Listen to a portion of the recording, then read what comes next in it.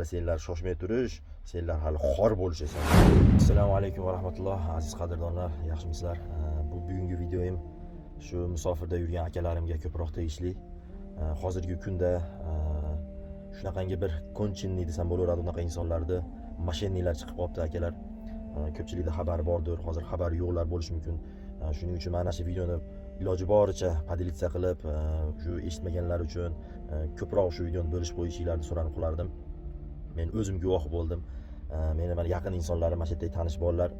Xullas, gapni boshidan boshlasam, WhatsAppda shunaqa hammamiz bilamiz, Aravonliklarda Aravon gruppalari bor, Aravon valyuta gruppalari. Xuddi shunaqa Aravon valyuta gruppalaridan yana ashuni kopiya qilib, ash glavniy rasmini shu nimaga qo'yib turib, sizlarga ko'rsatib qo'yaman, nimaga chiqarib ketaman. Shunaqa gruppalar chiqib qolgan. Shuni mashinalar ochishadi o'zlarini. Ular bir odam emas, 3-4 sheriklik bo'lib ishlashadi. Shunaqa gruppa ochib, o'zlari admin bo'lib, keyin как положено kurslar tashlaydi. Endi balandroq kursda odatdagidan ko'ra odamlar qiziqadi. Endi iloji boricha mana musofirda yurganlar rublini qancha bo'lsa ham balandroq so'mga almashtirgisi keladi-da, hammamiz shunaqa, biz ham shunaqa. Ularga biz ishonib aytgan kartalarga pullarni chiqaramiz.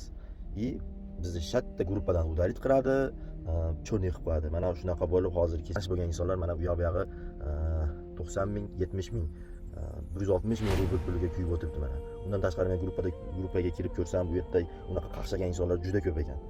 Shuning uchun akalar, iltimos, mehnat qilish oson emas. O'zingizlar ko'ryapsizlar, hozirgi kunda pul topish oson emas. Bola chaqalarimizdan, farzandlarimizdan ayrilib, mashinlarda, musofirlarda qiynalib ishlab topgan pulimizni shunga o'xshagan konchinli mashinalarga berib qo'yishlikdan Alloh saqlasin aka. Agar senlar bizni eshitayotgan bo'lishsang, mashinalar Allohdan qo'rqishgin, ertaga farzandlaringdan chiqib ketadi mana shu narsa. Hali xor bo'lishasan. Dunyoda emas, mana shu dunyoda xor bo'lishasan. Chunki shuncha odamlar senlarni qarg'ayapti. Shuning uchun akalar ehtiyot bo'laylik. Agar pul chiqarish kerak bo'lsa, iloji bo'lsa shu valyutachilarni o'zlarining suratini, adresini surishtirib turgan ekan pul chiqaraylik. Unaqa qilib tanimagan insonni bilmay shat qiziqib pul chiqarib olmanglar akalar, sizlardan iltimos. Oson emas. Bu ozgina summa emas. Mana skrinlarni ham mana bu yerlarga qo'yib chiqarib qo'yapman. Ehtiyot bo'linglar akalar. Assalomu alaykum va rahmatullohi va barakatuh.